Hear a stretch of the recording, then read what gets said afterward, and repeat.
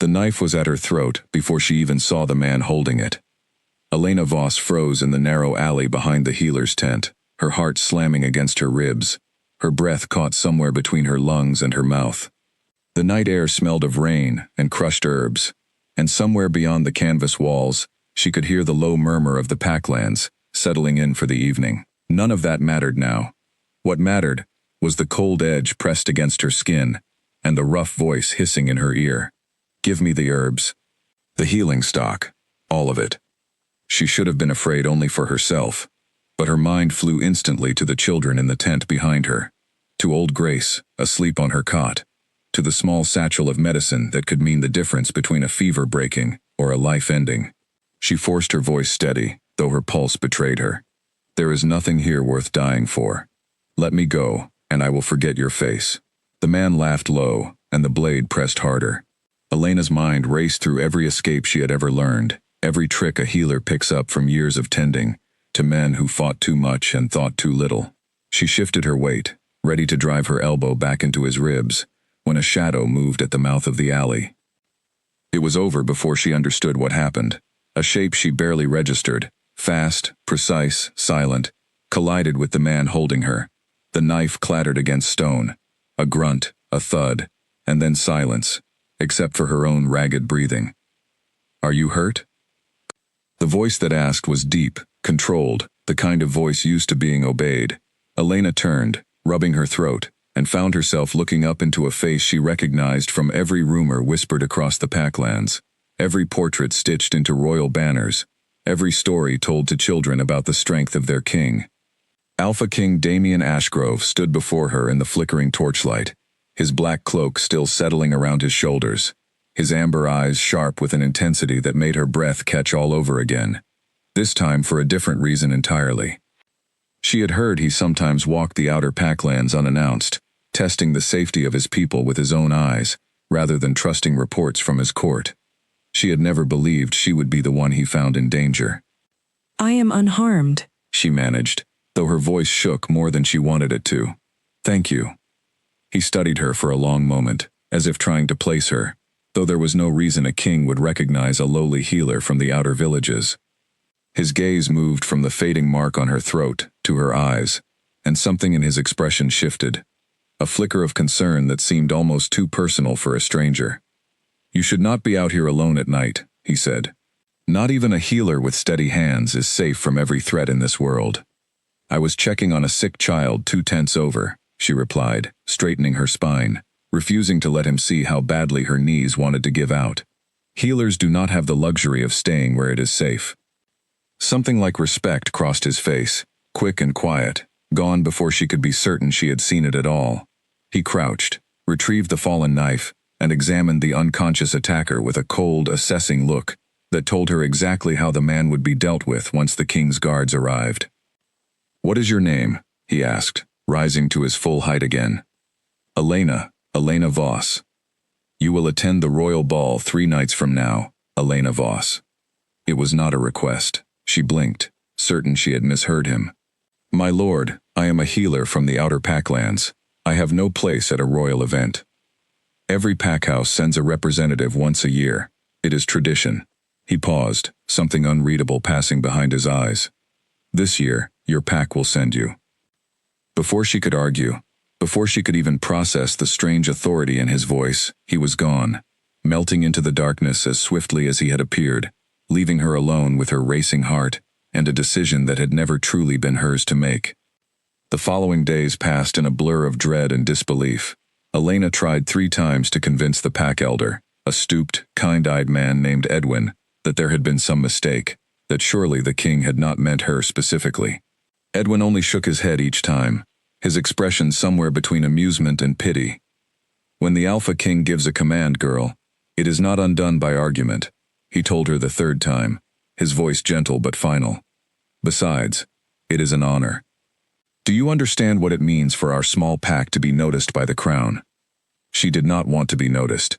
She had built her entire life around the opposite, around blending into the background, around tending wounds and easing fevers without ever drawing attention to herself. Attention was dangerous.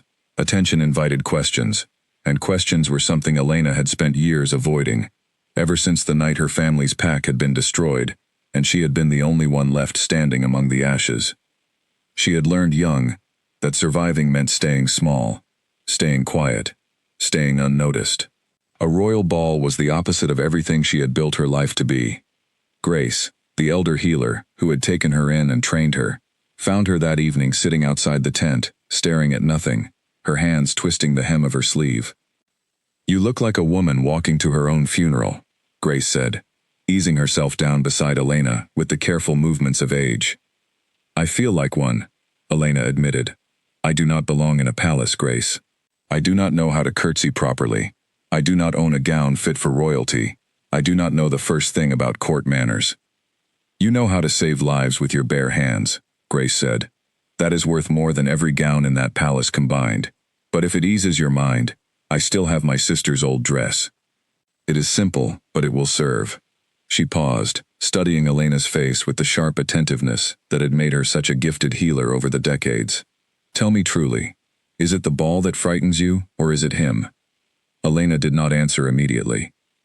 She thought of amber eyes and torchlight, of a voice that commanded without raising itself, of the strange warmth that had spread through her chest in the moment before he vanished into the dark. "I do not know," she finally admitted. "I have never feared anyone the way people fear him. But something about the way he looked at me made me feel like he could see straight through every wall I have built." Grace's expression grew thoughtful, almost knowing, though she said nothing more on the matter that night. She only patted Elena's hand and told her to rest, that the days ahead would demand more strength than she realized. 3 days felt like nothing, and everything at once. Elena spent her mornings tending to the sick as she always did, grounding herself in the familiar rhythm of her work, checking fevers, mixing tinctures, stitching wounds with steady hands that betrayed none of the anxiety twisting inside her. In the afternoons, Grace worked with her on the basics of court behavior, teaching her the proper depth of a curtsy, the correct way to address nobility, the careful art of speaking little and revealing less. "Royal courts are full of wolves who smile with their teeth bared," Grace warned her.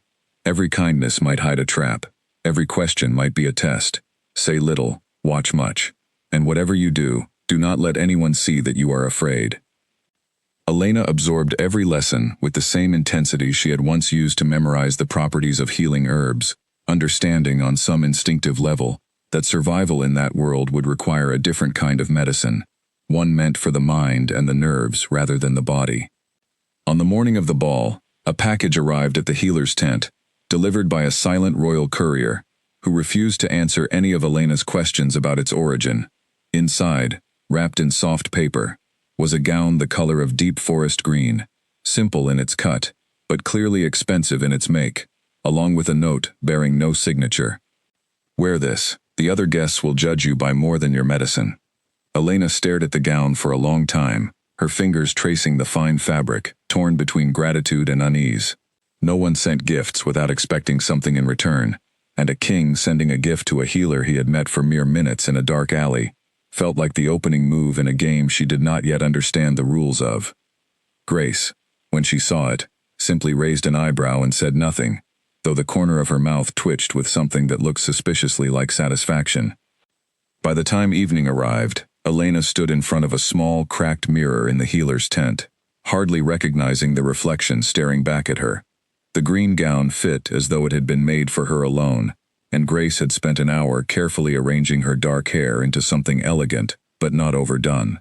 She looked, for the first time in her life, like someone who might belong in a place like the royal palace, even if she felt nothing like it inside.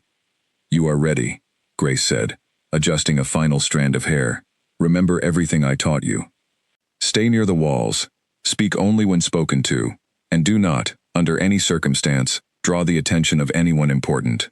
Elena laughed softly, though there was little humor in it. "I think it may already be too late for that particular piece of advice." The carriage that arrived to collect her was modest by royal standards but grander than anything Elena had ever ridden in, and the journey toward the capital felt endless, each mile pulling her further from the only life she had ever known, and closer to a world of glittering danger she barely understood.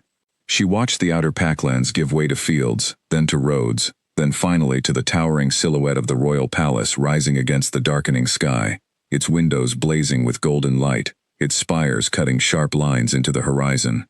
Her stomach twisted into knots as the carriage rolled to a stop before the grand entrance, where liveried guards stood at attention and other guests, dressed in silks and jewels far beyond anything Elena owned, ascended the wide stone steps in pairs and small groups, their laughter and conversation drifting on the cool night air.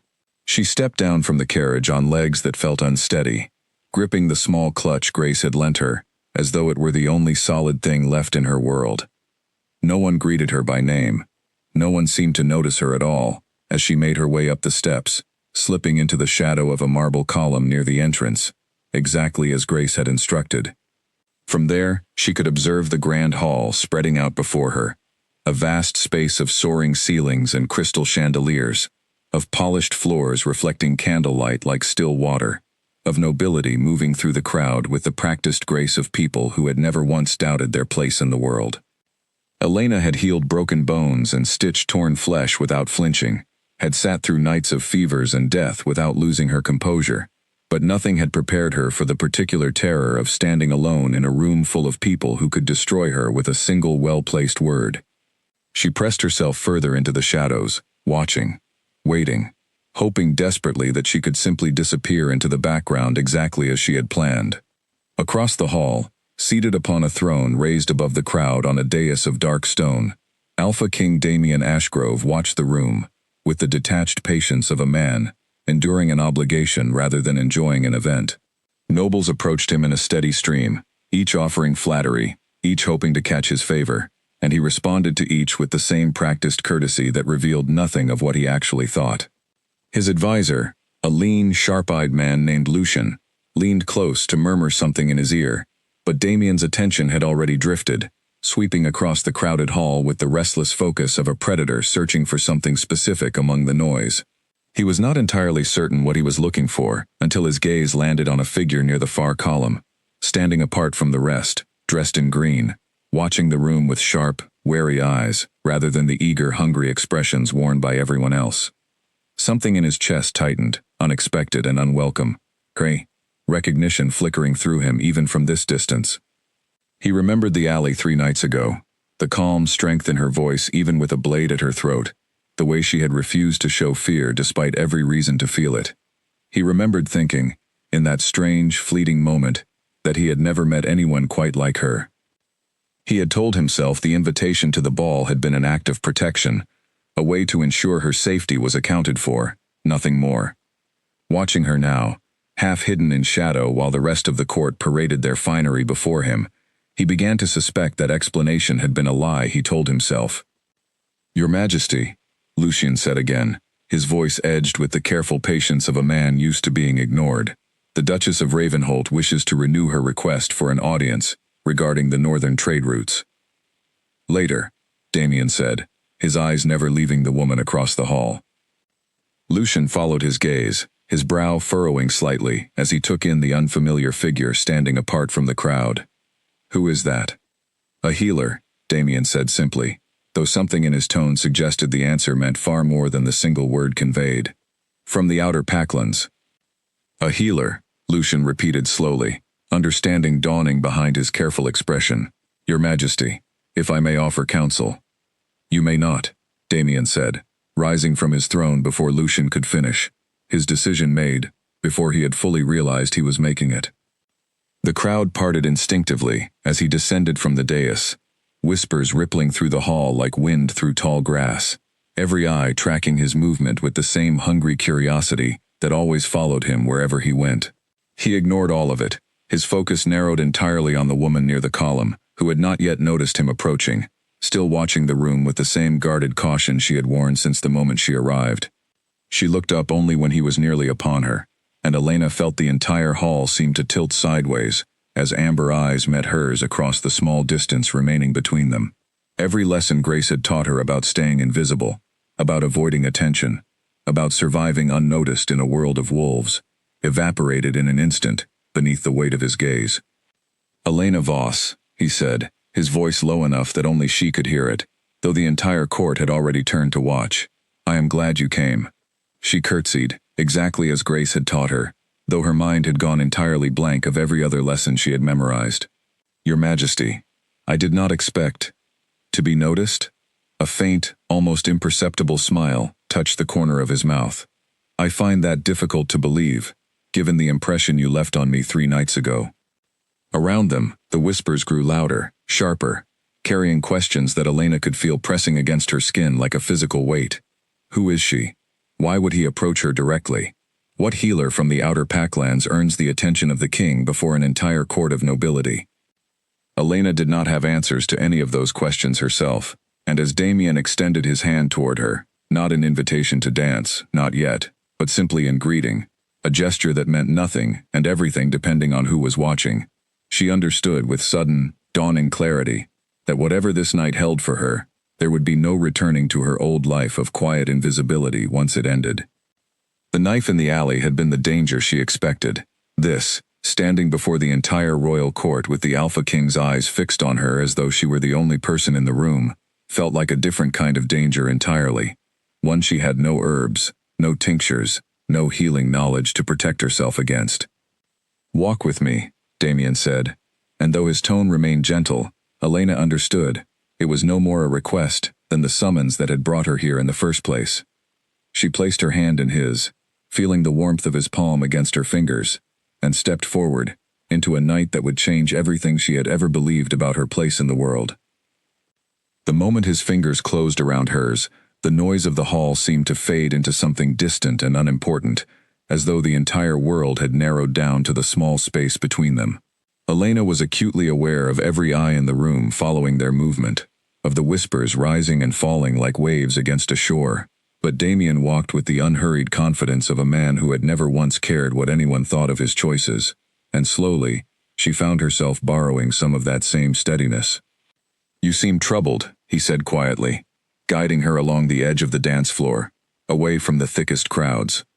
"Is the attention truly so unbearable, or is it something else?" "Perhaps both," Elena admitted, deciding honesty was safer than pretending composure she did not feel. "I have spent my whole life learning how to remain unseen. It is strange to suddenly find myself the center of a room I do not understand." "You handled a blade at your throat, with more composure than most nobles handle a difficult conversation," he said. "I suspect you understand far more than you give yourself credit for." A faint warmth spread through her chest at the observation, though she quickly reminded herself that flattery from a king could mean anything, could hide any number of intentions she was not equipped to read. Grace's warning echoed in her mind. Every kindness might hide a trap. "Why did you truly bring me here, Your Majesty?" she asked, deciding boldness was better than blind trust. Healers from the outer Packlands are not usually summoned to royal events on the whim of a king. Something flickered across his face, quick and complicated, gone before she could name it. "Tradition demands representation from every packhouse. I told you as much 3 nights ago." "That is the reason you gave," she said carefully. "It is not the same as the truth."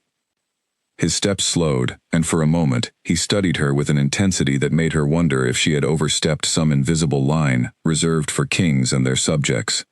But instead of anger, something almost like amusement crossed his expression. "You are direct," he said. "Most people in this court would never dare question me so plainly." "I am not most people in this court," Elena replied. "I am a healer, who was nearly robbed 3 nights ago, and who now finds herself standing in a palace she never expected to enter. Forgive me if I find the ordinary rules of flattery difficult to follow tonight." A low sound escaped him, not quite a laugh, but close to one, warm and unexpected, drawing several curious glances from nearby guests who had clearly never heard their king make such a sound in public. Elena felt a small, unfamiliar flicker of pride at having caused it. "Very well," Damien said, his voice dropping lower, meant for her ears alone. "The truth is that I have not been able to stop thinking about the woman who stood calm with a knife at her throat, and worried more about the people she could not see than about her own safety. I wanted to know if that composure was a mask, or if it was simply who you are." Elena's breath caught somewhere in her chest, and she found herself unable to summon any of the careful, measured responses Grace had drilled into her over the past 3 days. Before she could answer, however, a new voice cut smoothly into the space between them, honeyed and sharp all at once. "Your Majesty, I had hoped to claim a dance before the evening grew too crowded." Elena turned to find a woman approaching, tall and striking, dressed in a gown of deep crimson that seemed designed specifically to draw every eye in the room. Her dark hair was piled elegantly atop her head, and her smile, though perfectly polite, carried an edge sharp enough to cut skin. Elena recognized instantly, even without introduction, that this was someone accustomed to occupying the space beside the king. "Lady Camille," Damien said, his tone shifting into something more formal, more distant, though his hand did not leave Elena's. "This is Elena Voss, a healer from the Outer Packlands." Camille's gaze swept over Elena, with the swift, thorough assessment of someone calculating exactly how much threat a new presence posed, her painted smile never wavering, even as something colder settled behind her eyes. "A healer," she repeated, her voice smooth as silk over stone. "How refreshingly humble of you, Your Majesty, to spend your evening among the common ranks." Elena's composure under danger 3 nights ago impressed me a great deal, Damien said evenly, ignoring the barb entirely. "I thought her presence here was well earned." "How fascinating," Camille said, though her expression suggested she found it anything but. "I do hope she understands the weight of an evening such as this. Court can be unforgiving to those unaccustomed to its expectations." The threat, though wrapped in silk, was unmistakable, and Elena felt her spine straighten instinctively, refusing to shrink beneath the older woman's pointed gaze. "I understand more than you might expect, my lady. Healers learn quickly how to survive in unfamiliar and dangerous places. It is, perhaps, the one skill we share most in common with the nobility." For a moment, something like genuine surprise flickered across Camille's face, quickly smoothed back into practiced elegance. "How clever," she said, her tone giving away nothing of what she truly thought. "I look forward to seeing how well that cleverness serves you, Elena Voss." With that, she offered a shallow curtsy toward Damien, and drifted back into the crowd, leaving behind a silence that felt charged with unspoken warnings. Elena watched her go, aware that she had just made an enemy, without fully understanding the rules of the game she had been forced to play. "You should not concern yourself with Camille," Damien said quietly, once the woman was out of earshot. "Her family has long assumed a marriage alliance between our houses. It is an assumption I have never confirmed." "And yet she speaks as though it is already settled," Elena observed. "Many things in this court are spoken of as though they are settled long before they truly are," he replied, something weary entering his voice for the first time that evening. "I have learned not to mistake assumption for truth." They continued their slow walk around the perimeter of the hall, and gradually, despite every instinct urging her toward caution, Elena found herself relaxing into the rhythm of their conversation. He asked about her work as a healer, and she found herself speaking more openly than she had intended, describing the fevers she had broken and the wounds she had stitched, the particular satisfaction of watching a sick child open their eyes and smile after days of uncertainty. He listened with an attentiveness that surprised her, asking questions that revealed genuine curiosity rather than polite obligation. In turn, he spoke of burdens she had never considered a king might carry: the endless negotiations between packhouses, the constant balancing of loyalty and suspicion among his advisors, the crushing weight of decisions that could mean prosperity or ruin for thousands of lives depending on his judgment. Elena listened, surprised to find herself sympathizing with a man whose position she had always imagined as one of pure privilege and power. "You carry more than I realized," she said softly, during a rare lull in the surrounding noise. "I imagined kings lived lives free of worry." "Everyone imagines that," Damien said, a faint, humorless smile touching his lips. "It is easier to resent power than to understand its weight." Near the edge of the hall, Lucian watched the exchange with growing unease, his sharp eyes tracking every subtle shift in his king's posture, every unguarded moment of warmth that flickered across a face, usually carved from stone in public settings. He had served Damien long enough to recognize the danger in what he was witnessing. Not danger to the crown from any external threat, but danger of a different kind entirely. The kind born from a king allowing himself to feel something he had spent years refusing to acknowledge. He made his way toward them with deliberate purpose, offering a respectful bow before speaking. "Your Majesty, forgive the interruption. The Duke of Northmere requests a brief audience regarding the border patrols before the evening concludes." Damien's jaw tightened almost imperceptibly, though he nodded, understanding the obligation could not be avoided. "I will attend to it shortly." He turned back to Elena, something apologetic entering his expression. Duty calls, it seems, even during an evening meant for celebration. Of course, Elena said, though a small, unexpected disappointment settled in her chest at the interruption. I understand the demands of your position better now than I did an hour ago. Do not disappear before I return, he said, his voice low and warm, carrying a weight that felt far more personal than the simple words suggested.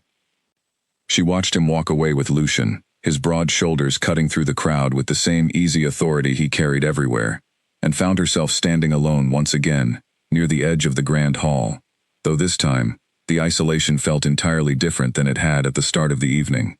She was no longer invisible.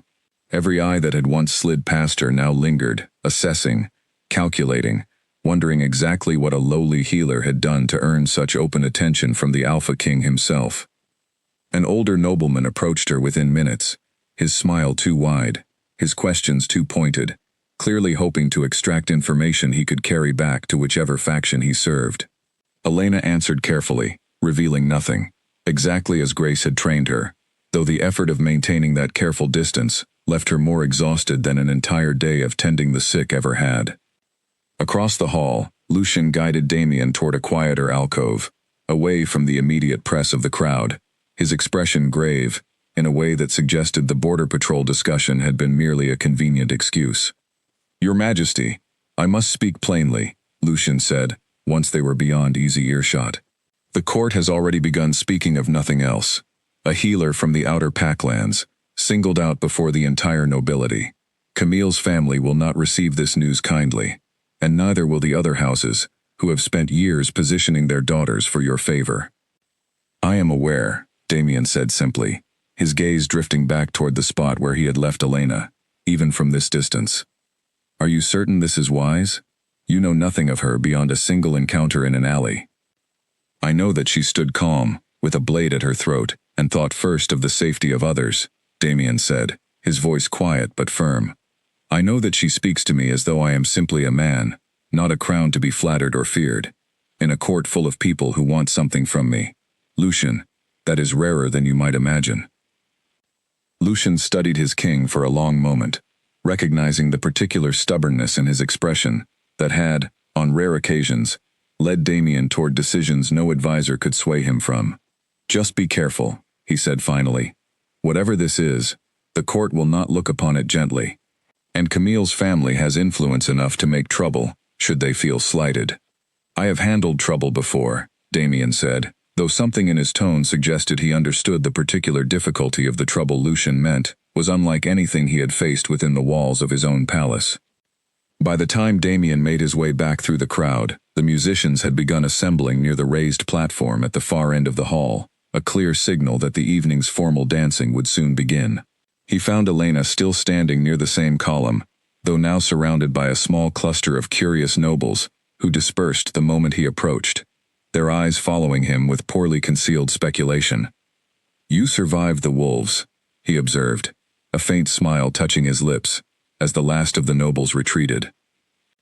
Barely, Elena admitted, relief evident in the loosening of her shoulders. I believe I answered the same 3 questions, in 7 different ways within the span of 10 minutes. A skill worth mastering in this court, he said. Though I suspect you would rather spend your evening tending a fever than navigating polite conversation. Honestly, yes, she laughed, and the sound seemed to catch him off guard, something soft entering his expression that he did not bother to hide. The musicians struck their first notes, a slow, sweeping melody that drew couples toward the center of the polished floor, and Elena watched as pairs began forming, with the practiced elegance of people who had trained for such moments their entire lives. She had no such training, and the realization brought a fresh wave of anxiety crawling up her spine. I do not know how to dance the way this court expects, she admitted quietly, watching Camille glide past on the arm of another nobleman, her every movement precise and effortless. Then it is fortunate, Damien said, that tonight, tradition demands I choose my own partner for the opening dance, regardless of what the court expects. Something in his tone made her pulse quicken, a warning and an invitation woven together in the same breath, and as the musicians shifted into the opening measures of the ceremonial dance, Elena understood with sudden clarity. that whatever careful invisibility she had hoped to maintain throughout the evening had already slipped entirely beyond her control. The crowd parted instinctively as Damien led her toward the center of the polished floor, and Elena felt every gaze in the hall settle upon her like a physical weight pressing against her shoulders. She had spent years perfecting the art of disappearing into a room, and now, standing at the very heart of it beside the most powerful man in the kingdom, she felt as exposed as if she had walked in wearing nothing at all. "Follow my lead," Damien murmured, positioning one hand at her waist and taking her opposite hand in his own. "The steps are simpler than they appear. Trust your feet more than your fear." Easy advice from a man who has likely danced since before he could properly walk, Elena replied, though she allowed herself to relax slightly into the frame of the dance, following the subtle pressure of his hand as he guided her into the first slow steps. The musician's melody swelled around them, a rich, sweeping sound that seemed to fill every corner of the grand hall, and gradually, Elena found her body remembering rhythms she had not known it possessed. Damien moved with an effortless grace that made following him almost instinctive, and though her steps were far from perfect, he adjusted seamlessly to her mistakes, never once allowing her missteps to become visible to the watching crowd.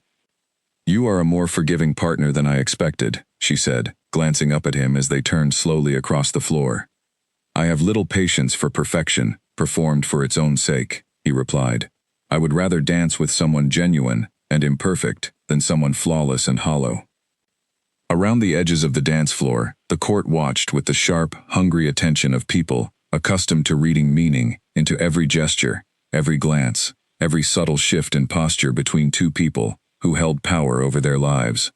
Camille stood near the front of the gathered crowd, her painted smile unmoving, though her eyes had turned to flint, tracking every moment of the dance with the calculating focus of a woman rewriting her plans in real time. Beside her, an older man with iron-gray hair and the crest of House Ravenholt embroidered upon his coat leaned close to murmur something in her ear, his expression grim. Elena did not need to hear the words to understand their meaning. Whatever alliance Camille's family had assumed was theirs by right now hung suspended in uncertainty before an entire court of witnesses, and families who lost such assumptions rarely did so gracefully. Lucian watched from a different vantage point, his sharp eyes cataloging every reaction rippling through the gathered nobility, his mind already calculating the political fallout that would follow this single dance long after the music had ended. He had served 3 kings before Damien, had watched courts rise and fall over slights far smaller than this one, and he understood with growing unease that his king had just set something in motion that could not easily be undone. Elena, unaware of the calculations unfolding around her, focused instead on the steady rhythm of the dance and the strange, unfamiliar warmth spreading through her chest with every turn. She had spent so many years guarding herself against closeness, against vulnerability, against the particular danger of allowing anyone to matter enough to hurt her, and yet here, in the arms of a man she had known for mere days, she felt something inside her carefully constructed walls beginning to crack. "You dance as though you have done this 1,000 times before," Damien observed, guiding her through a slow turn. "I have done this exactly once before, 3 nights ago, in my imagination, while lying awake, wondering if I would embarrass myself tonight," she admitted, drawing a genuine laugh from him that seemed to startle even himself. "Then your imagination serves you well," he said, his voice softening, "though I suspect very little in your life has come easily to you." The observation struck closer to the truth than Elena expected, and something in her expression must have shifted, because his gaze sharpened with sudden attentiveness, reading the flicker of old pain crossing her features before she could hide it away. "You do not have to tell me," he said quietly, "but I would like to understand you better, if you are willing to share." Elena hesitated, years of careful silence warring against the strange, unexpected pull she felt toward honesty in his presence.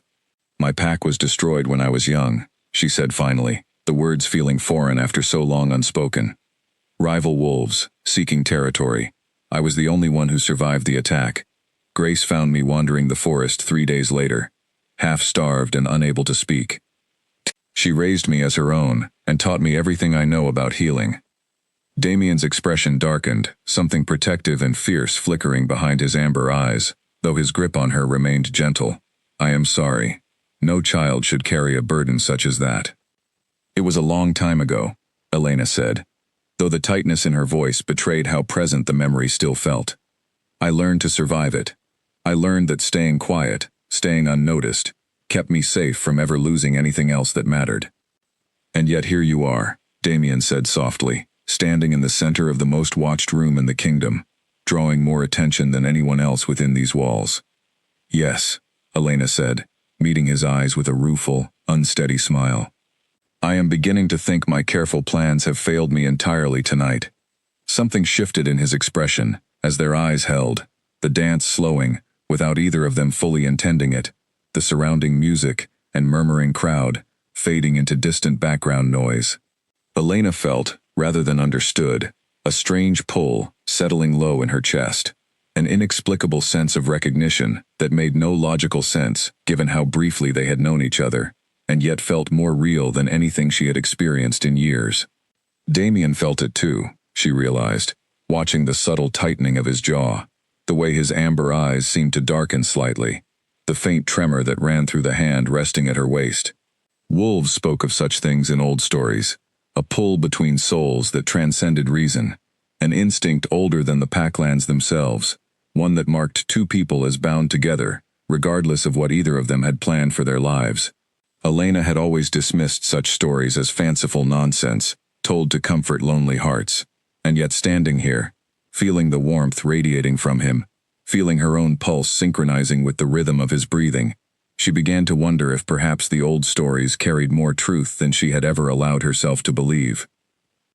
Near the edge of the dance floor, an elderly noblewoman leaned toward her companion, her whisper carrying just far enough for those nearby to catch. Have you ever seen him look at anyone the way he looks at her? Her companion, a stern-faced man in the deep blue colors of a northern packhouse, shook his head slowly, his expression troubled. Not once, not even during his own coronation. The whispers spread outward from that single observation, like ripples across still water, moving through the crowd with the swift, unstoppable momentum of gossip given fresh and fascinating fuel.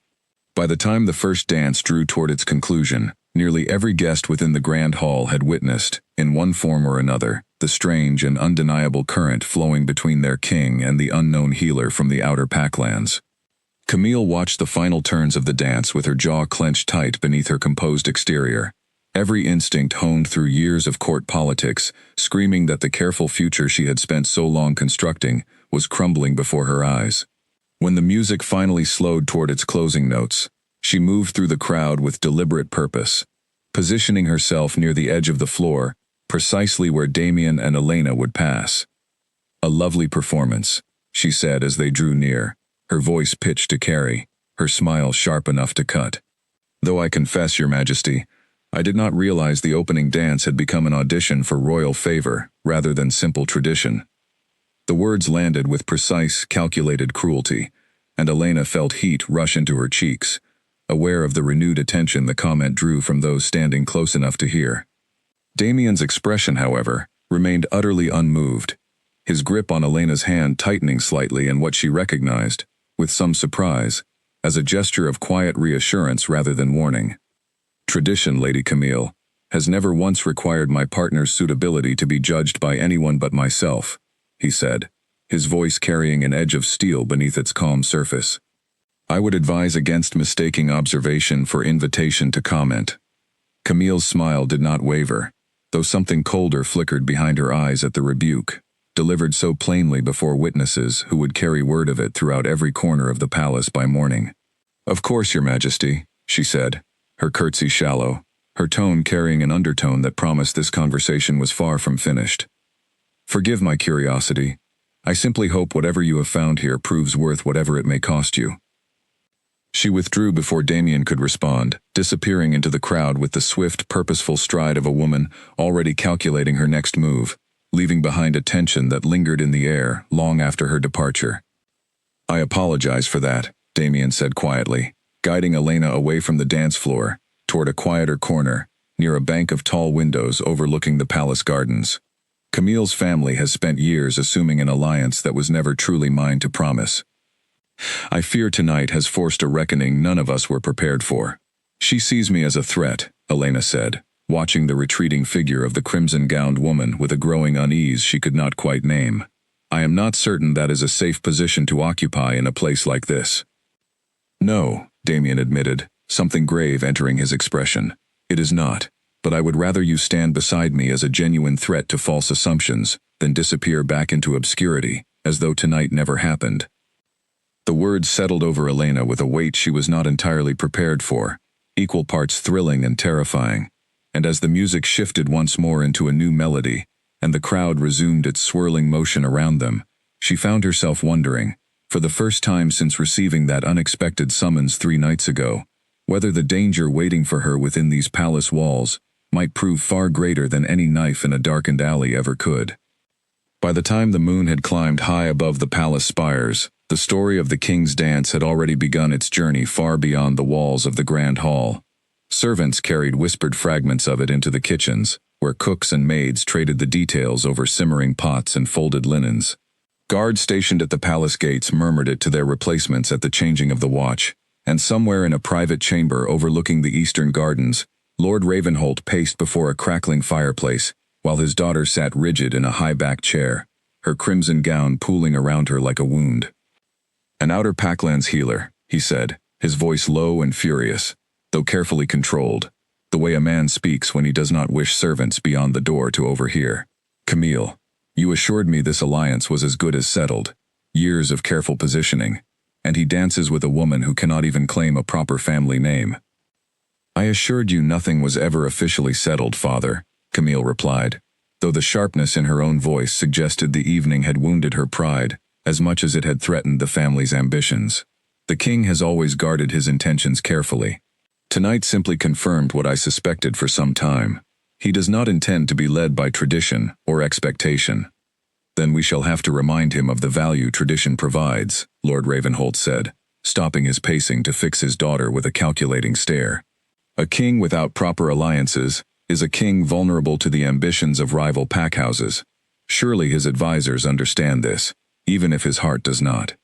"Lucien understands it well," Camille said. "I watched his face throughout the entire dance. He is as troubled by this as we are." "Good." Lord Ravenholt resumed his pacing, his mind clearly already constructing the shape of whatever plan he intended to set in motion. "Then perhaps it is time the council reminded our king of his obligations to the packhouses who have supported his throne since his coronation. A healer from the outer lands, however charming she may prove herself, offers this kingdom nothing in the way of political strength, military support, or economic advantage. Surely even he cannot ignore such practical concerns forever." Camille said nothing, though her expression carried a complicated mixture of ambition and something almost like genuine hurt, buried deep beneath years of careful court training that taught her never to reveal vulnerability where it might be exploited. Whatever she felt about Damien personally, whatever hopes she had quietly carried regarding their future, tonight had made abundantly clear that those hopes existed now only in the realm of what might have been.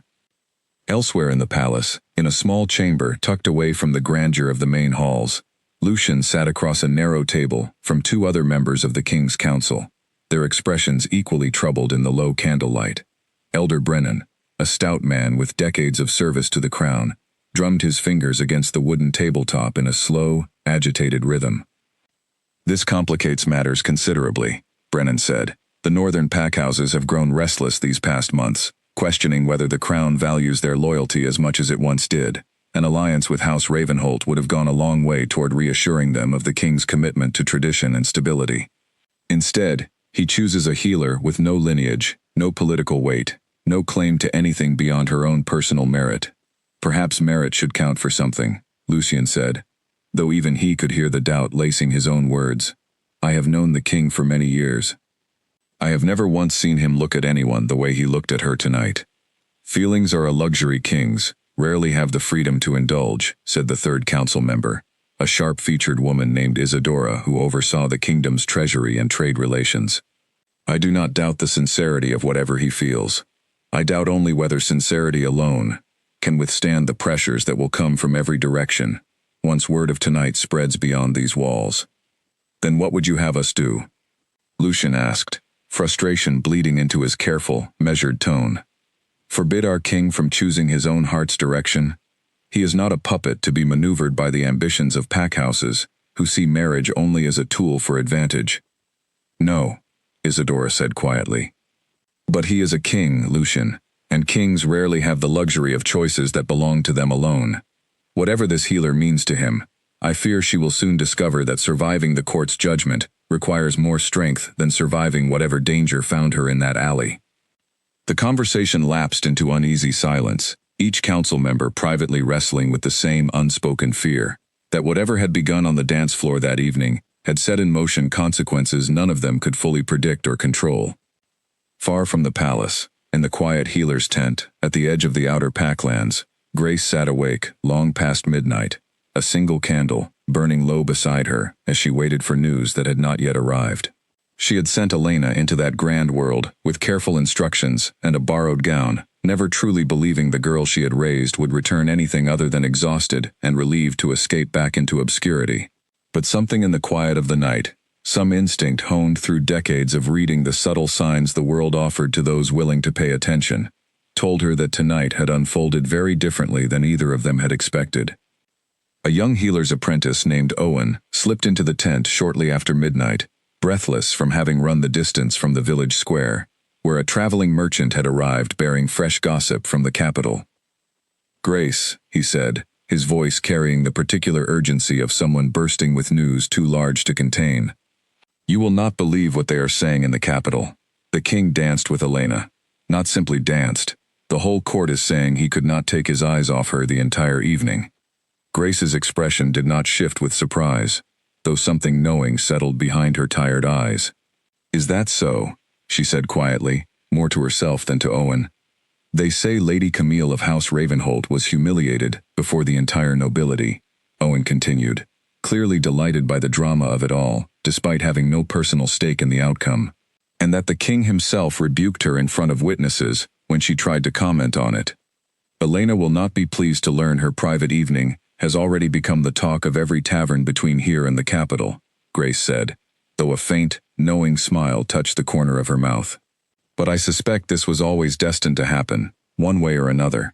"What do you mean?" Owen asked, settling onto a low stool beside her.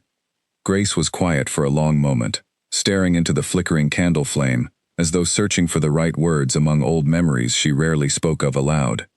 "There are stories," she said finally, "older than any packhouse currently ruling these lands, about a pull that sometimes forms between two souls, unbidden and unexplainable by any ordinary reasoning. The old wolves called it a bond, written before birth, a recognition deeper than attraction or affection. I have not seen it happen in my lifetime, not truly, though I have heard the stories passed down from healers who came before me. You think that is what happened tonight, between Elena and the king?" "I think," Grace said carefully, "that whatever happened tonight will not be easily undone, regardless of what either of them intended when the evening began. And I fear that kind of bond, however rare and precious it may be, tends to draw the sharpest kind of danger in its wake, particularly when it forms between a king and someone the court considers beneath his station." Owen fell silent, the weight of her words settling over the small tent, and outside, the wind picked up across the outer packlands, carrying with it the distant, uneasy sense that whatever had begun within the palace walls that night would soon reach far beyond the boundaries of the grand hall where it had started. Back within the palace itself, the ball continued deep into the night, the music and laughter and glittering finery masking, for those unaware of the currents shifting beneath the surface, the quiet storm building steadily around two people who had found something unexpected in each other. Elena remained close to Damien's side for much of the remaining evening, though she was acutely aware, with every passing hour, of the growing weight of attention following her every movement, every word, every small gesture that might be read and reinterpreted by watching eyes, eager for fresh gossip. She caught Camille's gaze across the room more than once throughout the night, each time meeting a look sharp enough to draw blood, though the older woman never approached again, seemingly content to let her silent fury simmer beneath the surface, rather than risk another public confrontation that had already cost her considerable standing before the court. Near the end of the evening, as guests began drifting toward the exits and the musicians slowed their final melodies into something softer and more reflective, Damien guided Elena away from the thinning crowd toward a quiet balcony overlooking the palace gardens below. The night air was cool and fragrant with the scent of blooming flowers, a welcome relief after hours spent within the warm, crowded confines of the grand hall. "You survived your first royal ball," he said, leaning against the stone railing beside her, his expression more relaxed than she had seen it all evening. "Barely," Elena admitted, though a genuine smile touched her lips, despite the exhaustion settling into her bones. "I believe I have made at least one powerful enemy, and drawn the curiosity of an entire kingdom's worth of nobility, all within a single evening." "For what it is worth," Damien said quietly, "I have not enjoyed an evening within these walls this much in longer than I care to admit." Elena glanced up at him, the moonlight catching the sharp line of his jaw, the warmth still lingering in his amber eyes, despite the weight of the evening's political undercurrents. "Neither have I," she admitted softly, "though I suspect the danger has only just begun, in more ways than one." "Perhaps," he said, his voice low and steady, "but I have never been a man to retreat from danger, simply because it proves inconvenient to those who wish to control my choices." Somewhere beyond the palace walls, unseen by either of them in that quiet, private moment, Lord Ravenholt sat alone before his dying fire, already drafting the first letters of a plan that would soon set far greater dangers in motion than either Elena or Damien yet understood. The garden below the balcony stretched out in careful rows of hedges and moonlit fountains, and for a long moment neither of them spoke, content simply to stand together in the cool night air, away from the watching eyes and calculating whispers of the hall behind them. Elena felt something loosen in her chest that had been coiled tight since the moment she stepped out of the carriage, as though the weight of the entire evening had finally found a place to settle. "Tell me something true," Damien said suddenly, turning to face her fully, the moonlight softening the usually sharp angles of his expression. "Not something meant for court, not something careful or measured, something simply true." Elena considered the request, surprised by how difficult it felt to answer honestly after years spent guarding every word. "I am terrified," she admitted finally. "Not of you. Of everything that seems to be unfolding around us, faster than I know how to understand. A week ago, my greatest concern was whether we had enough fever tonic to last through the winter months. Tonight, I am standing on a palace balcony, with a king who looks at me as though I matter more than I have any right to believe." "You do matter," Damien said, his voice low and certain, carrying none of the practiced diplomacy she had heard him use with the gathered nobility all evening. "More than I know how to explain, and certainly more than I expected when I first saw you standing calm against a blade 3 nights ago." He stepped closer, and Elena felt her pulse quicken, every careful instinct urging caution, warring against a deeper, quieter instinct that recognized something in him she could not name, but felt with absolute certainty. The garden below seemed to fall utterly silent, the distant music from the hall fading into something barely audible, as though the whole world had narrowed itself down to the small space between them. "There is a pull I feel toward you," Damien said quietly, "that I cannot explain through reason or logic. I have met countless women throughout my life, daughters of nobility groomed from birth to catch my attention, and none of them have ever made me feel the way I have felt every moment since that night in the alley. I do not know what to call it, only that I have never felt anything like it before." "Grace spoke of old stories," Elena said softly, her voice barely above a whisper, "about bonds that form between two souls without explanation, deeper than simple attraction. I always believed them, nothing more than comforting tales, told to lonely hearts. And now?" Damien asked, close enough now that she could feel the warmth radiating from him, could see the faint tremor in his jaw that betrayed the careful restraint he was exercising even now. "Now I am no longer certain what I believe," Elena admitted, "except that whatever this is, I have never felt anything like it either." He reached out slowly, giving her every opportunity to step back, to retreat behind the careful walls she had spent her entire life constructing, and when she did not, his hand came to rest gently against the curve of her waist, drawing her closer, with a tenderness that belied the raw intensity simmering just beneath his controlled exterior. Elena felt the warmth of his palm through the fabric of her gown, felt her own breath catch, as the distance between them shrank to almost nothing, and for the first time since the invitation had arrived 3 days earlier, every fear, every careful calculation, every instinct toward self-protection, fell entirely silent. "I forgot, for a moment," Damien murmured, his forehead nearly resting against hers, that there is an entire court behind us who would have opinions about this. Perhaps, Elena whispered, we should remember that before it becomes a problem neither of us can undo. Perhaps, he agreed, though he made no move to step back, his hand tightening slightly at her waist, drawing her fully against him now, close enough that she could feel the steady, powerful rhythm of his heartbeat beneath the fine fabric of his formal coat. Though I find, standing here with you, that I care remarkably little about the opinions of anyone beyond this balcony. Elena's own restraint, carefully cultivated over years of guarding herself against exactly this kind of vulnerability, finally gave way entirely.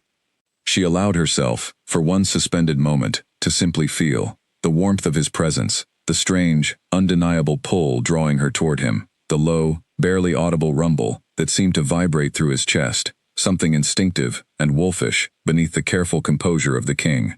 She understood, on some deep, wordless level, that this was not simple attraction, not the fleeting spark of a pleasant evening shared between two strangers, but something far older and more binding, a recognition written into the very fabric of what they both were.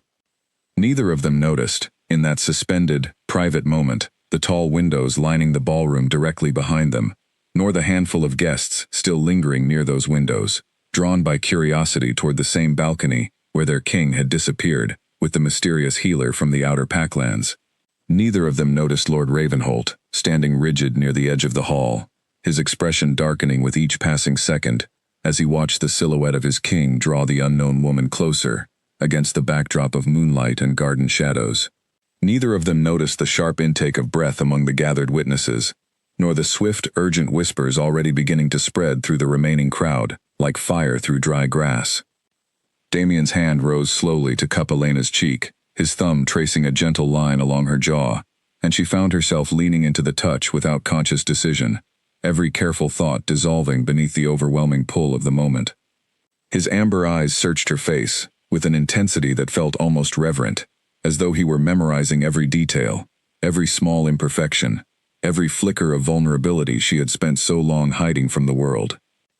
I do not know what this means, he said quietly, his voice rough with something she had never heard from him before, or what it will cost either of us before this is finished. But I know that I do not wish to pretend, even for the sake of court propriety, that I do not feel it. Neither do I, Elena whispered, and the words felt like a confession, torn from somewhere deep and unguarded, a place she had kept locked away since the night her family's pack had been destroyed, and she had learned, at far too young an age, exactly how dangerous it was to let anyone matter that much. The distance between them closed further, and for a fragile, suspended heartbeat, Elena forgot entirely about the court, about Camille's cold fury, about Lord Ravenholt's calculating ambitions, about every careful lesson Grace had drilled into her over 3 anxious days of preparation. There was only the warmth of his hand against her cheek, the low, steady rumble beneath his chest, and the strange, undeniable certainty that whatever waited for them beyond this single moment, neither of them could walk away from what had begun.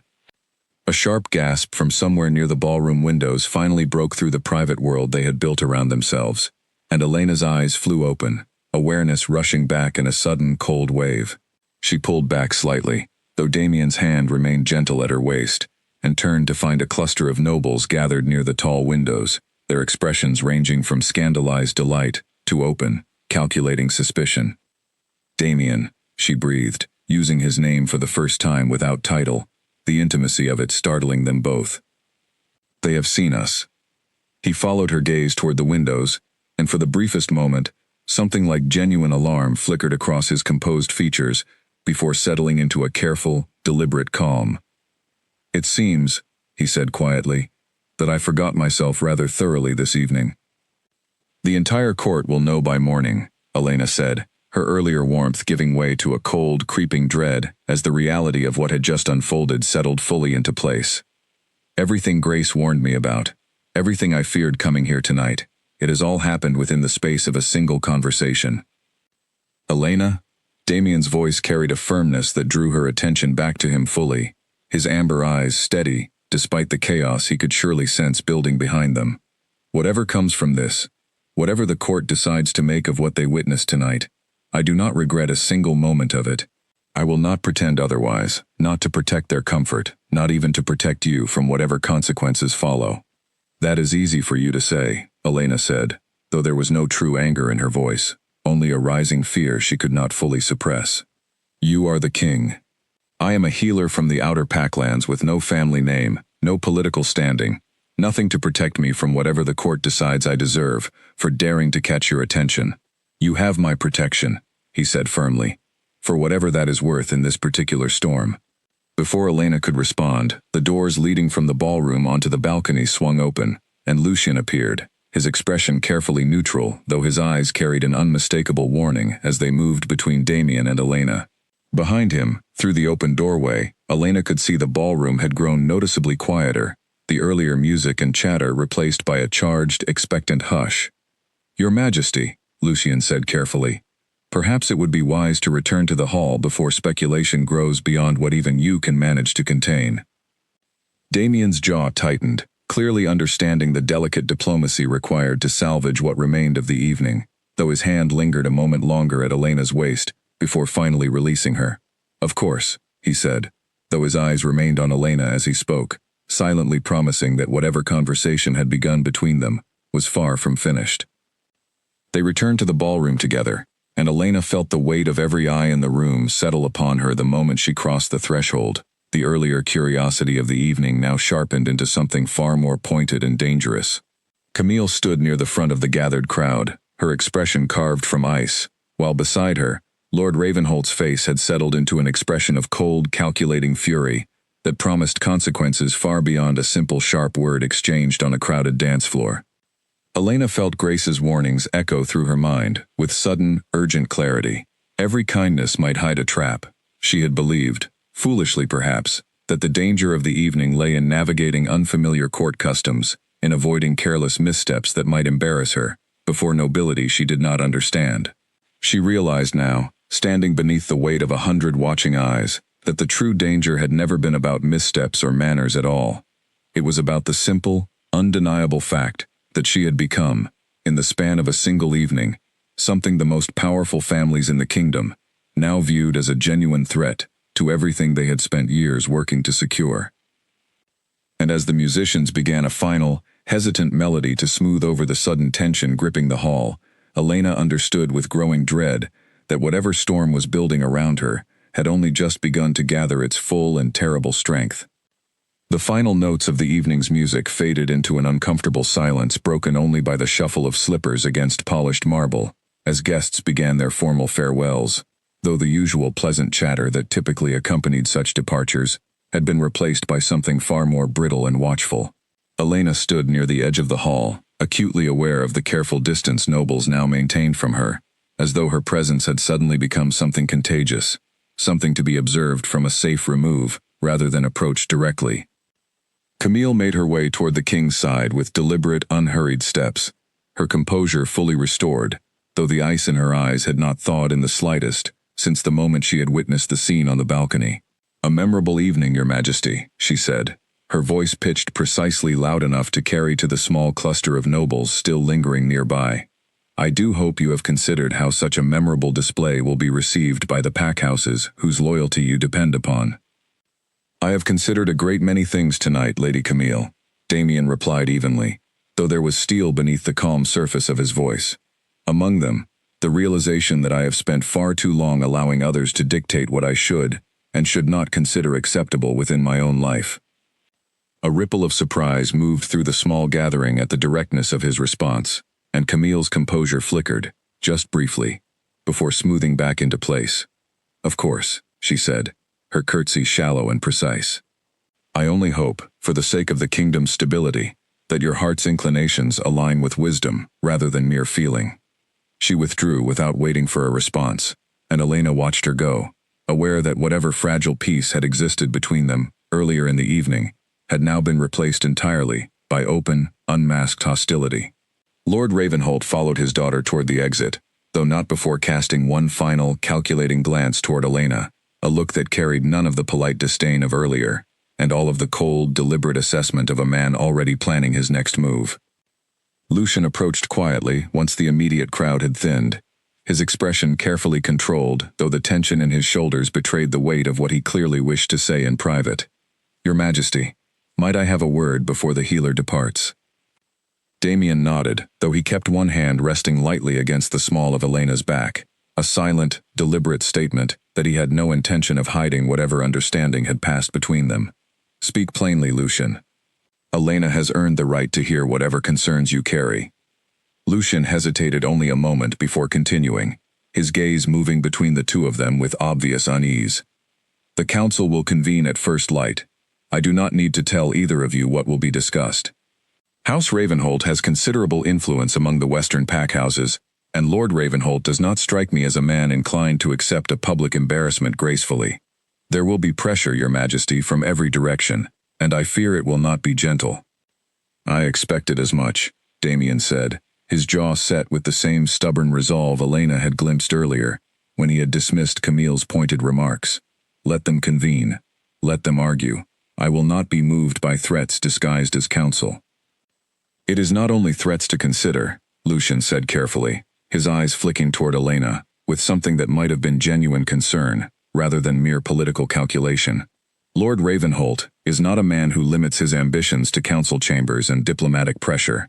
If he believes his family's position threatens severely enough, he may seek more direct means of resolving the matter. The warning hung heavy in the air, and Elena felt a fresh wave of unease settle into her chest, the earlier warmth of the balcony feeling suddenly distant and fragile against the weight of what Lucian was suggesting. You believe he might resort to violence, she said quietly, though it was not truly a question. I believe, Lucian said carefully, that House Ravenholt has not maintained its influence across generations through gentle diplomacy alone. I would advise caution, for both of you, in the days ahead.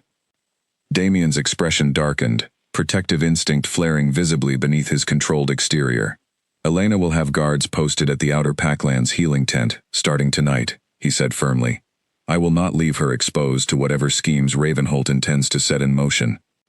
That may draw more attention than it prevents, Lucian warned. A sudden royal guard presence at an obscure healer's tent will only confirm to every curious eye exactly how much she matters to you. Then let them know, Damien said, his voice carrying an edge of finality that closed the discussion entirely. I have spent enough of tonight pretending restraint I do not feel. I will not compound that mistake by pretending indifference toward her safety. Lucian inclined his head, recognizing the futility of further argument, and withdrew to make the necessary arrangements, leaving Damien and Elena alone once more near the emptying hall. The grand chamber that had blazed with music and light only hours earlier now felt strangely hollow, servants already beginning the quiet work of extinguishing candles and clearing the remnants of the evening's celebration. I should return home, Elena said softly, though something in her reluctant to leave the warmth of his presence, uncertain when, or if, circumstances would allow them another private moment. Grace will be waiting, and I suspect the Outer Packlands have already heard whispers of tonight's events by now. I will have a carriage prepared, Damien said, though he made no immediate move to release the gentle pressure of his hand at her back. Elena. He turned to face her fully, his expression softening from the hard, controlled mask he had worn throughout the confrontation with Camille and her father.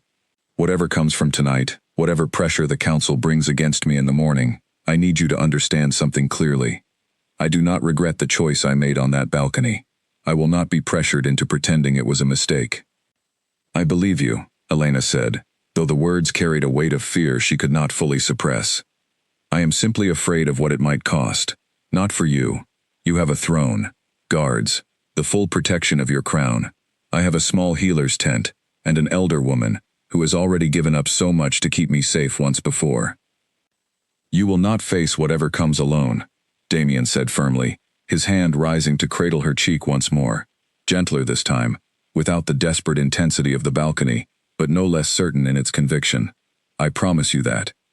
The carriage arrived within the hour, and Elena found herself once again riding away from the glittering palace and back toward the quiet familiarity of the Outer Packlands, though nothing about the journey felt the same as it had on the way there.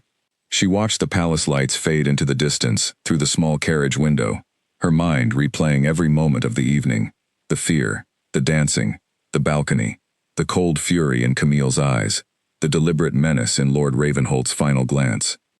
By the time the carriage rolled to a stop before the familiar healer's tent, the first hints of dawn had begun creeping across the eastern horizon, painting the sky in soft shades of gray and gold.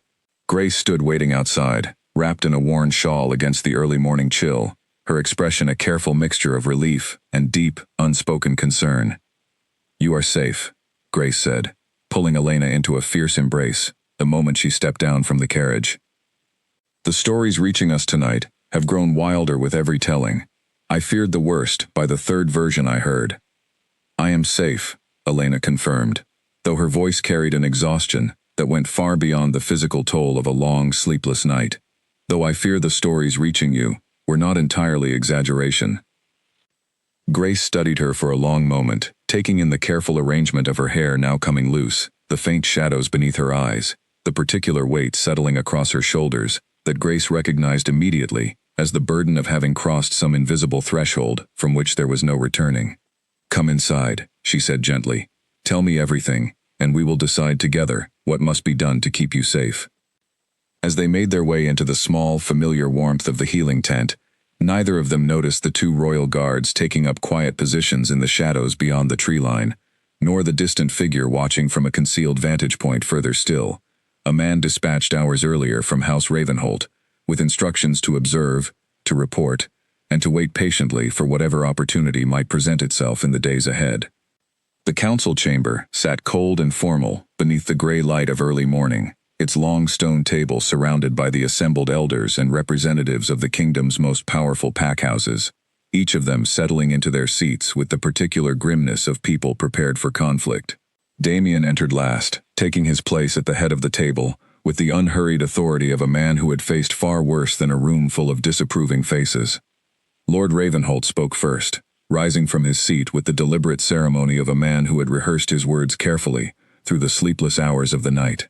"Your Majesty, I speak not only for myself, but for every packhouse gathered here, when I say that last night's events have raised serious concerns regarding the stability of the Crown's alliances." "Speak plainly, Lord Ravenholt," Damien said, his tone carrying none of the patience he might have offered on a different morning. "I have little appetite for careful diplomatic phrasing today." A flicker of surprise crossed several faces around the table, though Ravenholt pressed forward undeterred. "Very well. The kingdom has long depended upon marriages between the Crown and its allied packhouses to maintain the delicate balance of loyalty and support that keeps this realm stable. Your public display last evening, with an unknown healer, a woman with no family standing, no political weight, threatens to undermine years of careful diplomatic arrangement." "Elena Voss saved lives long before she ever set foot in this palace," Damien replied evenly. "Her worth is not diminished by the absence of a noble family name." "Her personal worth is not in question," interjected Elder Brennan, his tone more measured than Ravenholt's open hostility. "What concerns this council, Your Majesty, is the precedent such a union would establish, and the very real possibility that certain packhouses, feeling their loyalty undervalued, might seek allegiances elsewhere. We cannot afford instability, not with tensions already rising along the northern borders." Damien's gaze swept across the assembled council, recognizing genuine concern beneath some of the voices even as he recognized calculated ambition beneath others. "I hear your concerns," he said finally, "and I will not dismiss the very real responsibility I carry toward this kingdom's stability. But I will not be dictated to regarding matters of my own heart, particularly not by families who see marriage as nothing more than a transaction to secure their own advantage." "With respect, Your Majesty," Ravenholt said, his composure beginning to fray at the edges. "A king's heart has never been entirely his own to command. That is the burden of the crown you wear." "Then perhaps," Damien said, rising from his seat, his voice carrying an authority that silenced the room entirely, "it is time this kingdom learned that its king intends to carry that burden differently than his predecessors. I will not force Elena Voss into a role she has not chosen, nor will I abandon whatever connection has formed between us, simply because it proves politically inconvenient to those gathered in this room. This council will continue to advise me on matters of governance, trade, and defense. It will not dictate the terms of my personal life." The silence that followed was thick with unspoken tension, several council members exchanging uneasy glances, clearly recognizing the futility of pressing the matter further in the face of such open resolve. Ravenholt, however, remained standing, his expression carefully controlled though something dark simmered visibly behind his eyes. "I understand, Your Majesty," he said finally, his voice deceptively calm.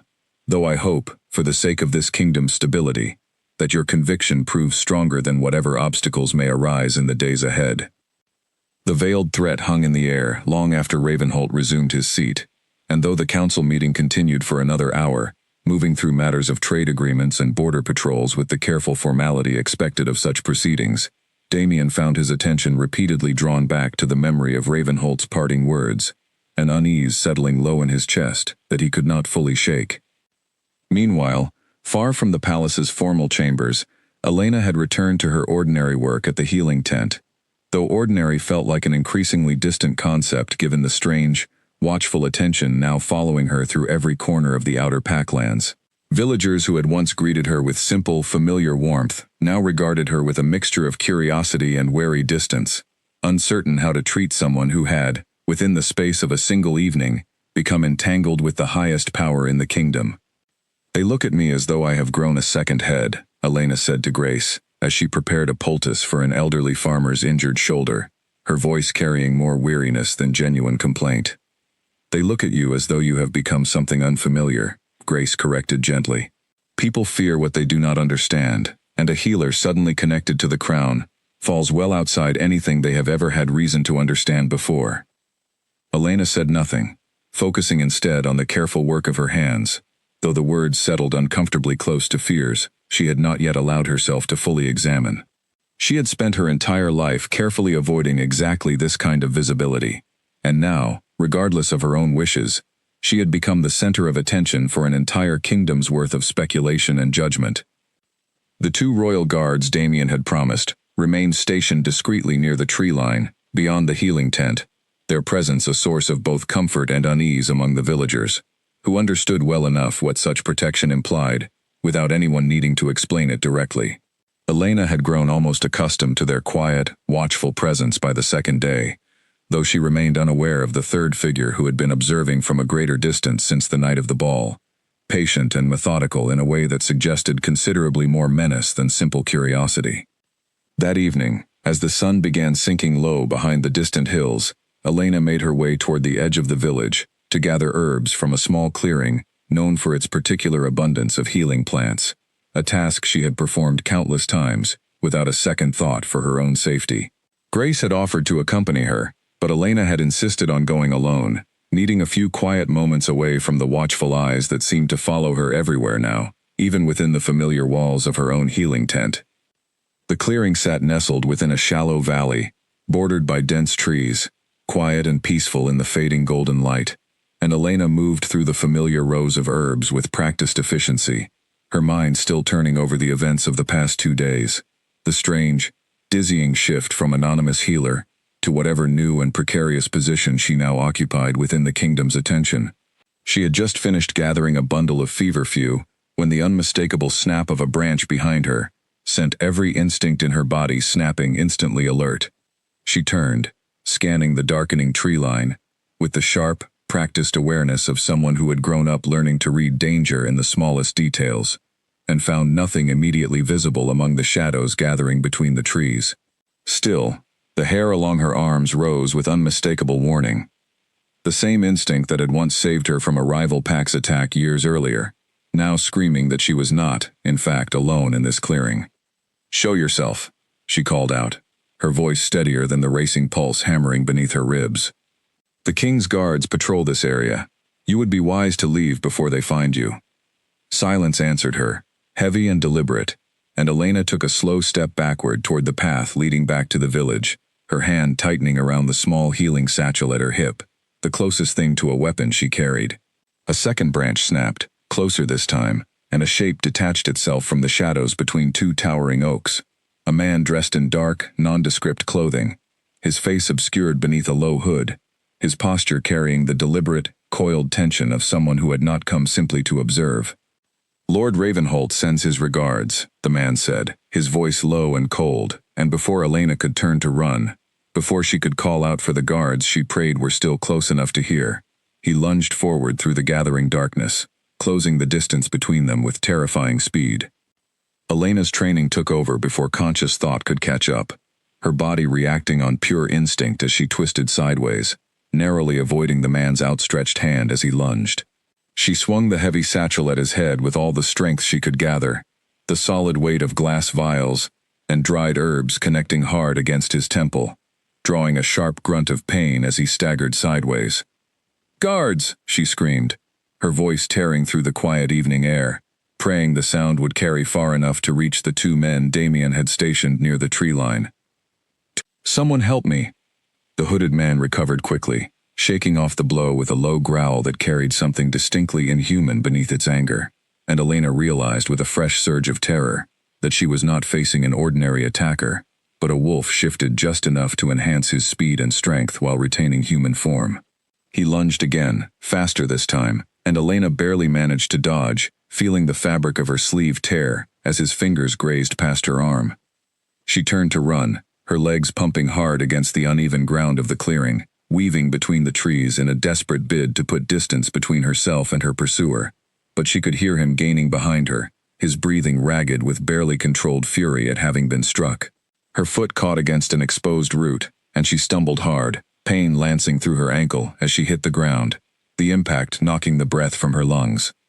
Before she could scramble back to her feet, a heavy weight pressed down against her back, pinning her to the forest floor, and a rough hand closed around her wrist, wrenching her arm painfully behind her. "Lord Ravenholt only wants a conversation," the man hissed against her ear, his voice carrying no warmth or reassurance despite the words. "Come quietly, and this need not become more unpleasant than necessary." "Let go of me," Elena gasped, twisting beneath his grip, searching desperately for any leverage that might free her, her mind racing through every technique Grace had ever taught her about escaping a hold like this. She drove her elbow backward with all the strength her position allowed, connecting solidly with something soft, and the man's grip loosened just enough for her to twist free and scramble a few precious feet away. He recovered instantly, his patience clearly exhausted, and this time when he lunged, his eyes had shifted entirely, gold and predatory, his canines lengthening as the wolf beneath his human form pressed closer to the surface. Elena scrambled backward, her injured ankle screaming in protest, knowing with sudden, terrible clarity that she stood no real chance against a shifting wolf, with nothing but her bare hands and a scattered satchel of broken herb vials. A low, powerful growl tore through the clearing, deeper and more commanding than anything the hooded attacker had produced, and a massive shape crashed through the tree line with devastating speed. One of the royal guards, already mid-shift, his human form giving way to a huge, dark-furred wolf that collided with Elena's attacker, with enough force to send both of them tumbling across the forest floor in a violent, snarling blur. Elena scrambled backward, pressing herself against the rough bark of a nearby tree, watching in stunned, terrified fascination as the two wolves grappled fiercely, teeth flashing in the fading light, the sounds of the struggle sharp and brutal against the quiet stillness of the evening. A second guard burst into the clearing moments later, human still but moving with the same predatory speed, and threw himself into the fight, his presence quickly turning the tide against the intruder. The struggle ended almost as quickly as it had begun, the hooded attacker finally forced into submission beneath the combined strength of both guards, his human form restored, though his expression remained twisted with furious defiance, even as the larger guard pinned him firmly against the ground. "Are you injured?" the second guard asked, turning toward Elena with visible concern, his breathing still ragged from the fight. "My ankle," Elena managed, her voice shaking, despite her best efforts to steady it. "I think I twisted it badly when I fell. But I am otherwise unharmed, thanks to you both. We heard your call the moment you cried out," the guard said, helping her carefully to her feet, testing her weight against the injured ankle, with the practiced gentleness of someone accustomed to handling battlefield injuries. "The king will need to hear of this immediately." The captured attacker spat blood onto the forest floor, glaring up at Elena with undisguised hatred despite his current helplessness. "This will not be the last attempt," he said, his voice rough but carrying an unmistakable edge of promise beneath the pain. "Lord Ravenholt does not accept failure gracefully, and neither do those who serve him." "Silence," the first guard growled, hauling the man roughly to his feet, his grip merciless around the prisoner's bound wrists. "You will answer for this before the king himself." Elena limped back toward the village, supported carefully by the second guard, her mind reeling with the sudden, violent confirmation of everything Lucian had warned might come to pass.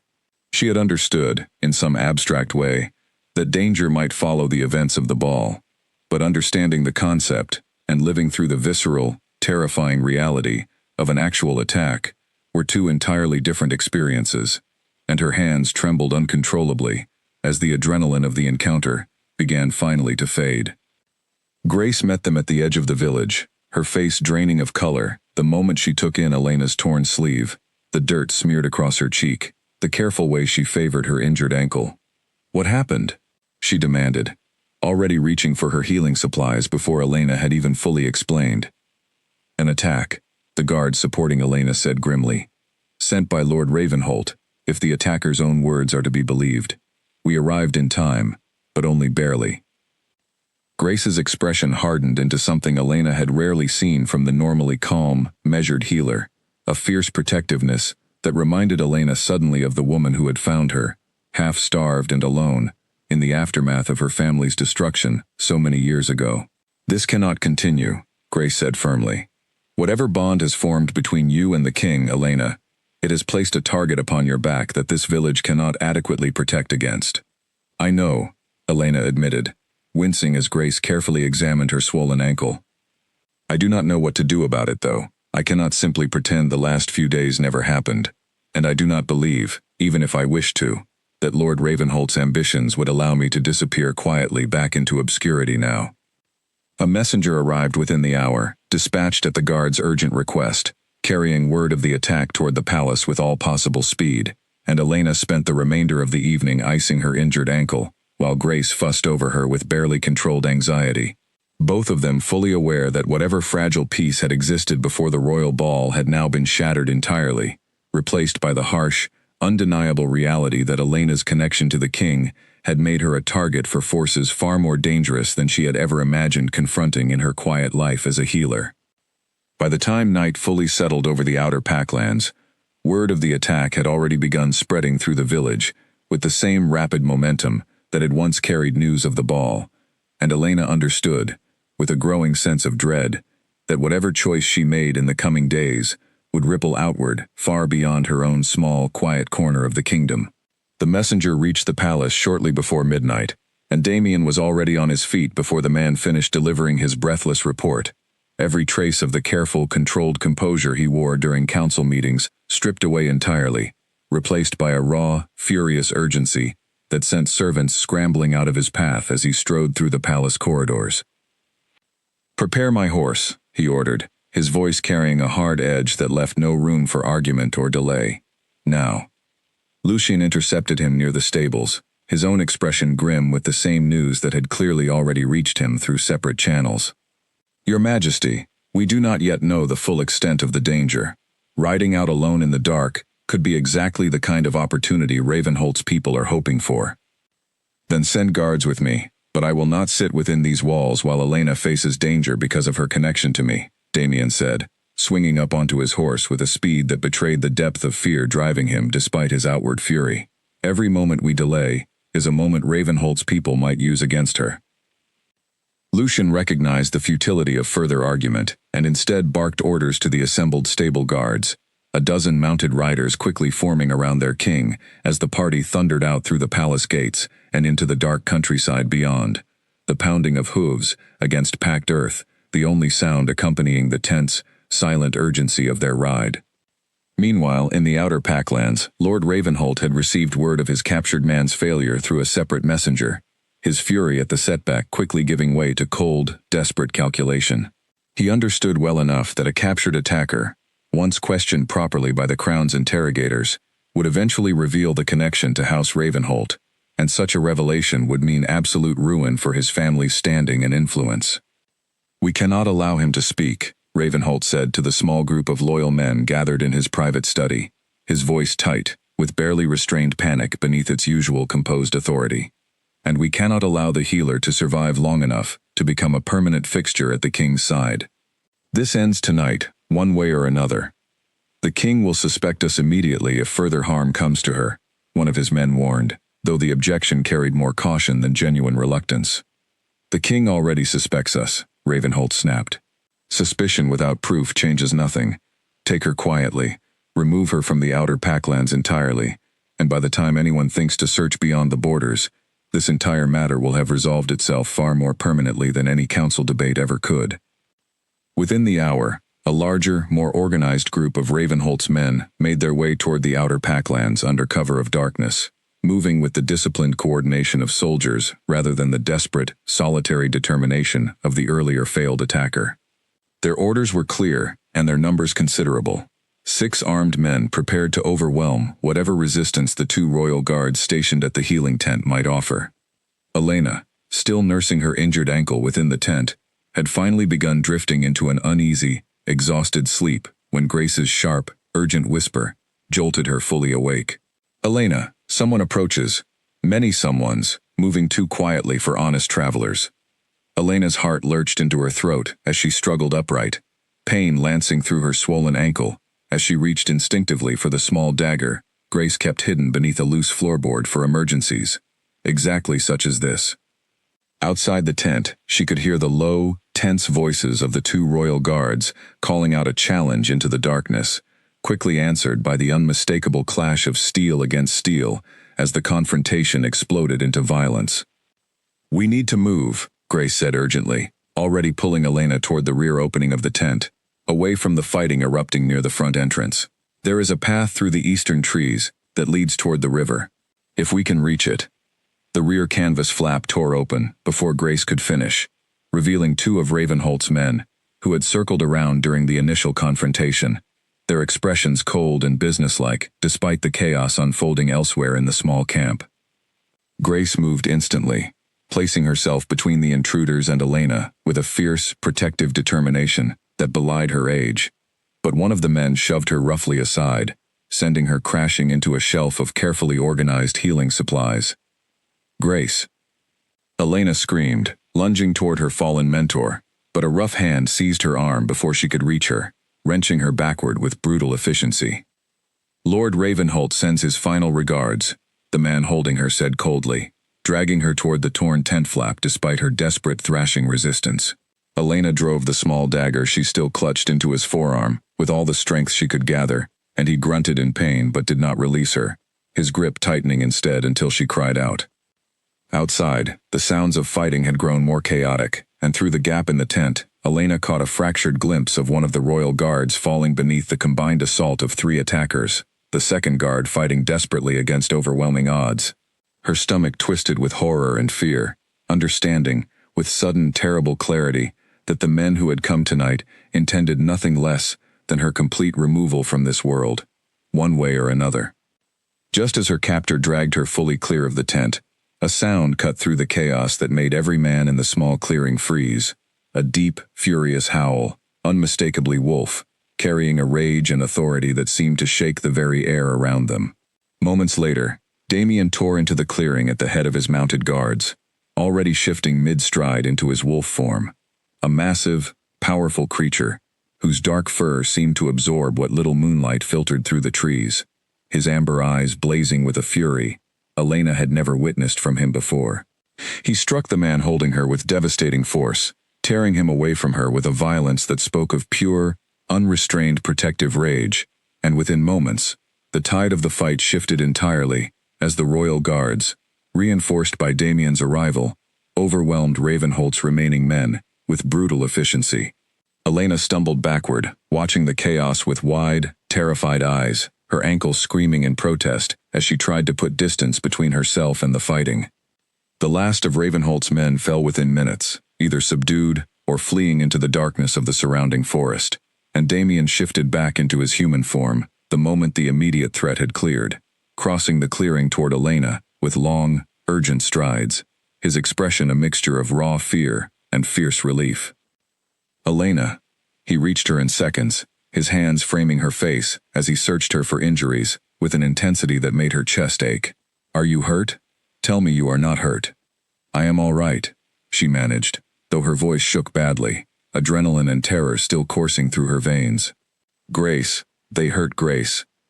Damien turned immediately, calling for one of the guards to check on the fallen healer, and within moments, relief washed through the small clearing, as Grace was found conscious, bruised and shaken, but otherwise unharmed, already struggling to rise and check on her own patience, despite her own injuries. "You came," Elena said, still trembling, as Damien pulled her carefully into his arms, mindful of her injured ankle, his heart pounding hard enough that she could feel it against her own chest. "I did not think." "I will always come," Damien said fiercely, his voice rough with barely controlled emotion. "Do you understand me, Elena? Whatever comes next, whatever this bond means, whatever price the court demands, I will always come for you." Around them, the guards worked to secure the surviving attackers, their grim, efficient movements, a stark contrast to the raw vulnerability, passing between Damien and Elena in the center of the chaos.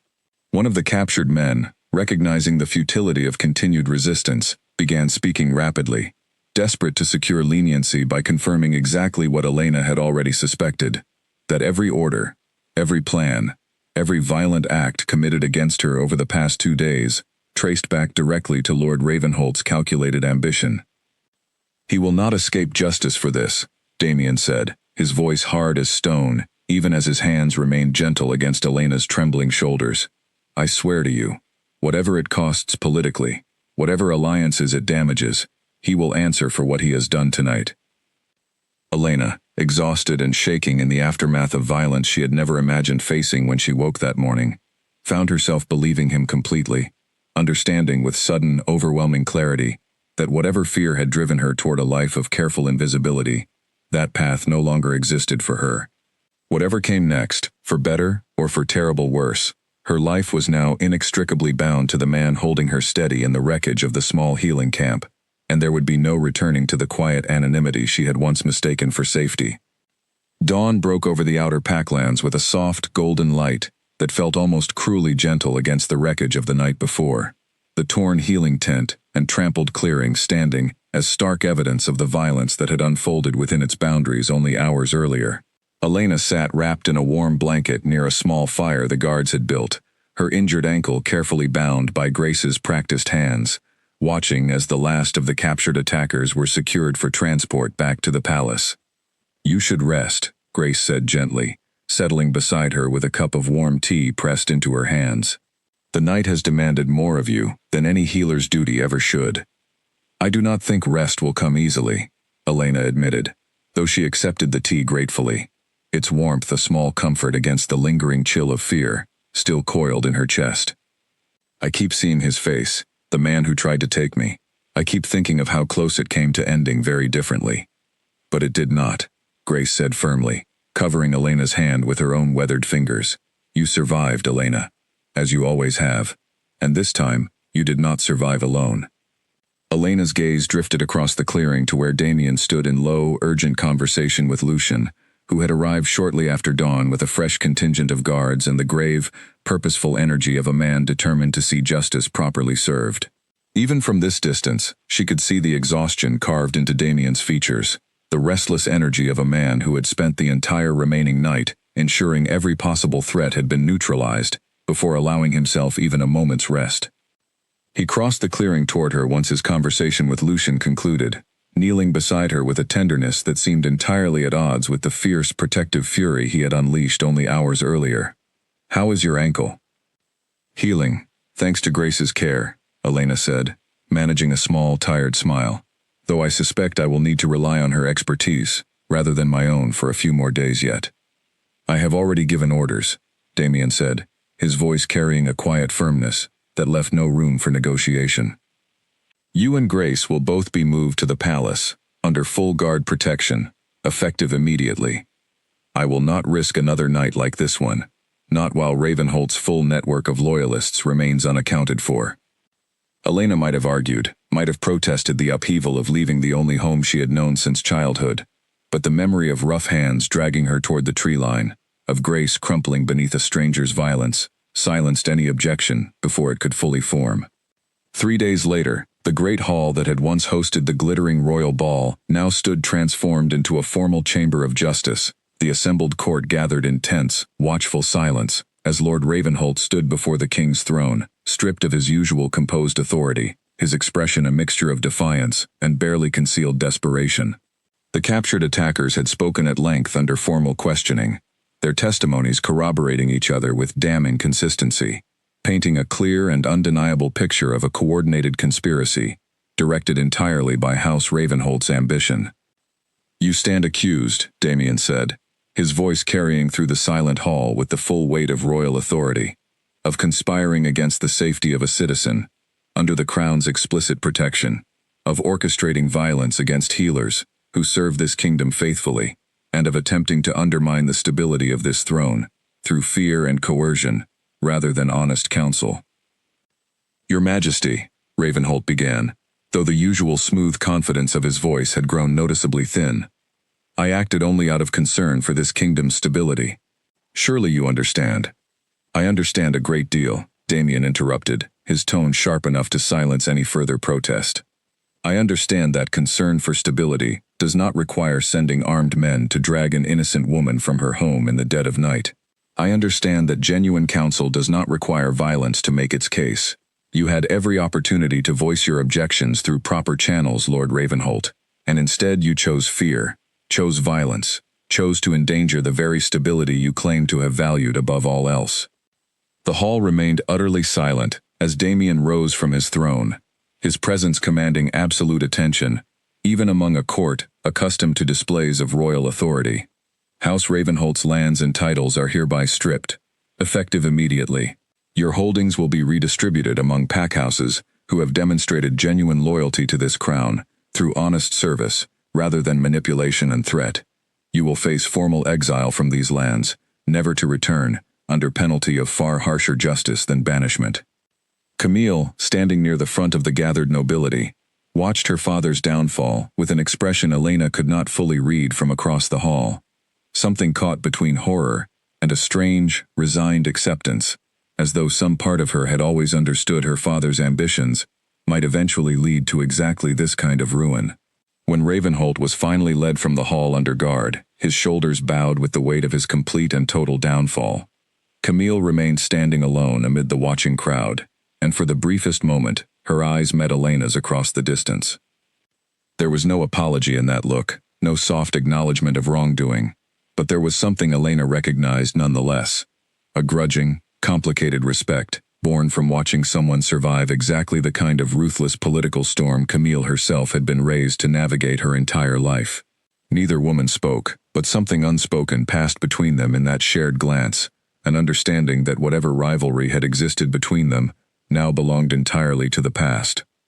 Once the formal proceedings concluded, and the hall began slowly emptying of its watching nobility, Damien made his way toward Elena, who remained seated near the edge of the room, her healing ankle still requiring the support of a simple cane Grace had fashioned for her. The exhaustion of the past several days showed clearly in his features, though something else lingered there too, a quiet, steady relief that seemed to settle more fully into place, with every step that brought him closer to her. "It is finished," he said softly, settling into the seat beside her. "Ravenholt's threat has been dealt with. You are safe. For now," Elena said, though there was less fear in her voice than exhausted relief. "I imagine there will always be someone within this court who sees me as an obstacle to their own ambitions." "Perhaps," Damien admitted, "but you will never face such threats alone again. I promised you that in the darkest moment of that night, and I intend to spend the rest of my life proving it was not an empty promise." Elena studied his face, searching for any hesitation, any lingering doubt about the enormous shift their lives had undergone in the span of little more than a week, and found none. Only steady, unwavering certainty, the same quiet strength she had first glimpsed in a darkened alley when he had appeared out of nowhere to save her from a stranger's blade. "The council will not simply accept this quietly," she said, though there was no true worry behind the observation, only practical acknowledgement of the challenges still ahead. A king choosing a healer over political alliance will not be forgotten easily, regardless of how thoroughly Ravenholt's treachery has been exposed. "Let them debate it," Damien said, reaching for her hand, his thumb tracing gentle circles against her palm. "I have spent my entire life carrying the weight of this crown's expectations, Elena. I do not intend to spend whatever years remain to me denying myself the one thing that has ever felt entirely, undeniably right." He rose from his seat and, with careful gentleness, helped her to her feet, mindful of her healing ankle, before drawing her slowly into the circle of his arms, uncaring of the handful of remaining nobles who watched with open curiosity from across the emptying hall. This time, there was no whispered scandal in the gesture, no scandalized gasp from hidden onlookers, only the quiet, settled peace of two people who had weathered genuine danger together and emerged, against every reasonable expectation, still standing. "I once believed," Elena said softly, resting her head against his chest, listening to the steady, reassuring rhythm of his heartbeat, that staying invisible was the only way to stay safe, that letting anyone matter too much would only lead to losing them, the way I lost everything once before. "And now?" Damien asked quietly, his arms tightening gently around her. "Now I understand that some things are worth the risk," she said, looking up to meet his amber eyes, warmth and certainty replacing the fear that had haunted her for so many years, even when the entire court is watching. Outside the great hall, the golden afternoon light spilled across the palace gardens, where their story had first truly begun, and within its walls, a king who had once ruled with careful, guarded distance, now stood openly, unashamedly devoted to the healer, who had taught him that some risks, however dangerous, were worth embracing fully, regardless of who might be watching.